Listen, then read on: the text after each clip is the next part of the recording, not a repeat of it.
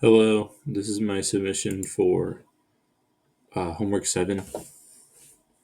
Um, we are asked to do problem 1, including parts 1.1 and 1.2 from M7 integration, and problem 1 from M7 differentiation. Both ask for hand uh, computations, handwork pretty much. So I will show that first. So from M7 integration, here is all of problem 1.1, and you'll see the values that correspond on my malloc code to these. But going through this first, here's the data set we were given.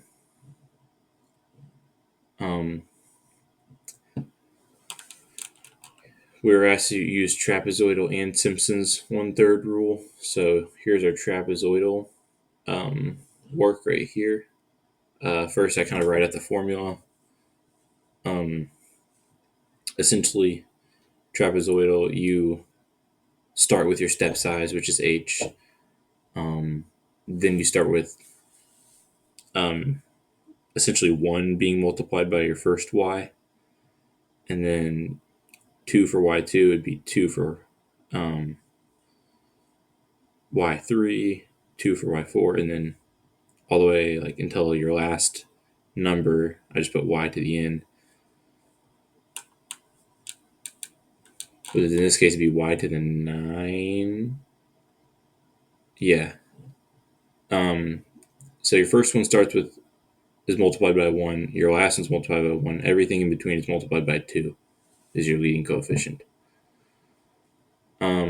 And then here you can see our step size is 0.15, and then I have our -1 corresponding to y1, and then you can see all the values sort of fall into place here, and then our little 1 at the end. And it's all divided by 2. And this is the error we got. Simpson's 1/3 is different. Same step size here. However, we start the beginning with 1, then we go 4, 2, 4, 2, 4, 2, 4, 2, 4, 2, and then the last 2, it has to be 4. So you can see 4y n minus 1, and then plus 1 times yn. So essentially it has to lead with a 1 and a 4, and it has to end, it has to go 1, 4, 2, 4, 2, 4, 2, 4, 1. So the first 2 are 1 and then 4, and then the last 2 are 4 and then 1. And everything in between that switches between 4s and 2s. And here you can see written down -1, -2, -3.1, 2, -1, 4 times 0, and then 1. And you can see it start with a 1 times -1, and then a 4 times -2. You can see it end with a 4 times 0, and 1 times 1. And it's all divided by 3 because it's Simpson's 1/3. And that's the area we got for that. Part 2 asks us to solve this integral first. Pretty easy integral to solve. We get the answer 2/3, and then we use trapezoidal and Simpsons to solve. So same methodology up here, same formulas, except we just have a smaller data set. And as you can see,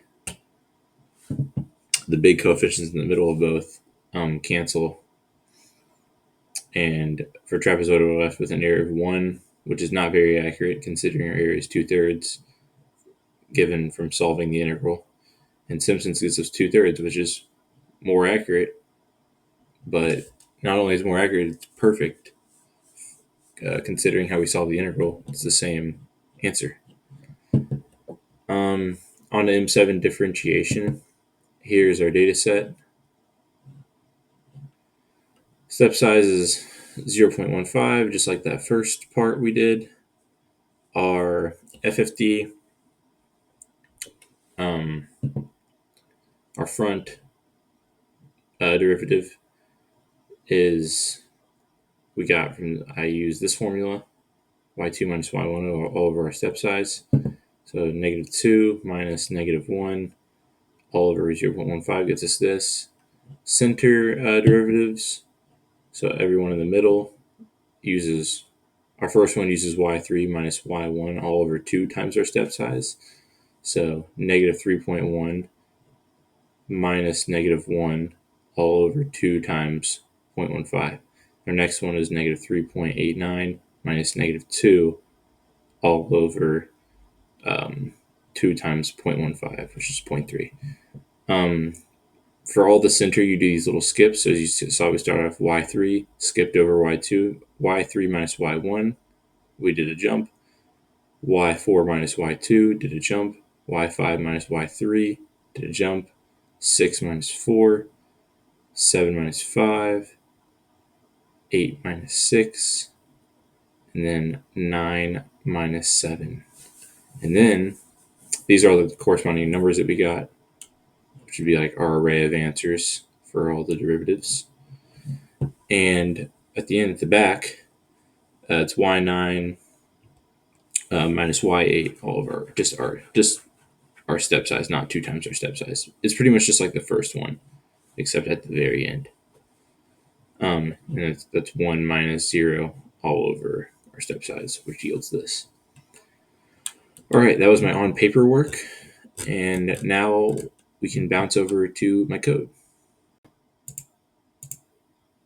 All right, we're back. So that first thing I showed you, M7 integration trapezoidal, we got the number, we got our area equals negative 1.7985. I'm going to run this real quick. You can see the area is the same. Going through it, we just have our given data set, and then we use the traps function, which computes an integral using trapezoidal rule. And all you have to do is just throw your x and y's in from your data set, and then this just displays it. So that's like our new function we kind of learned for this assignment. And as you saw, it gave the same number that I had on paper.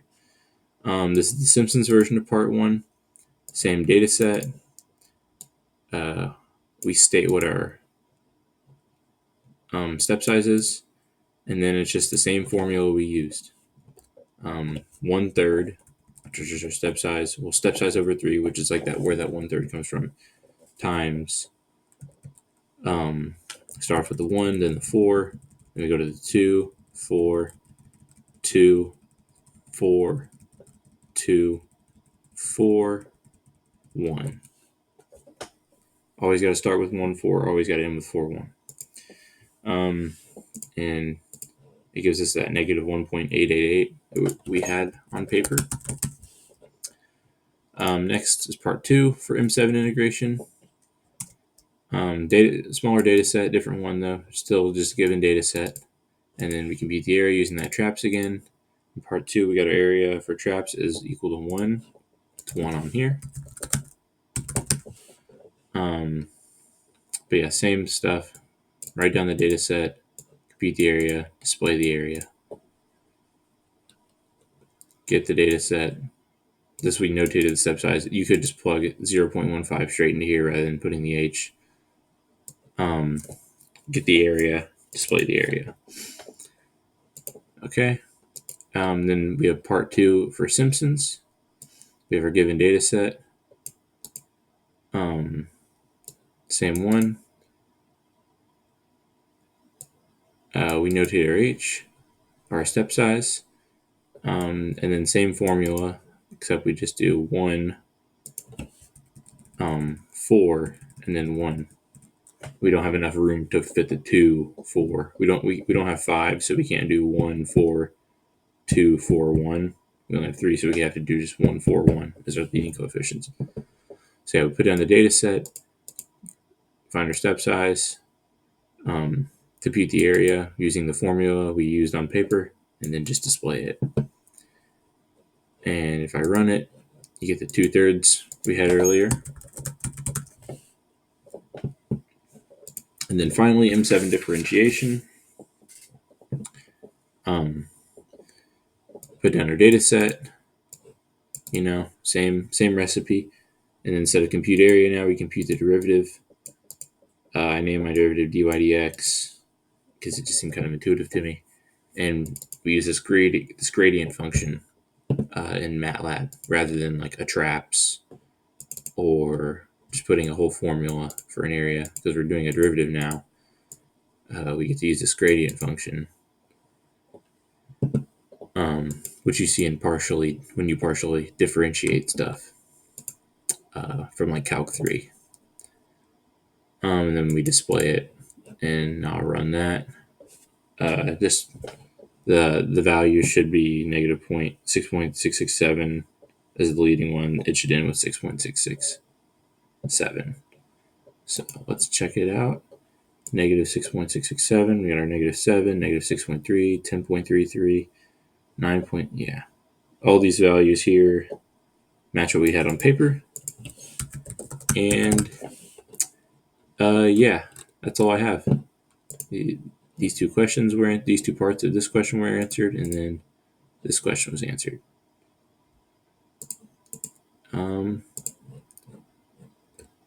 Yeah.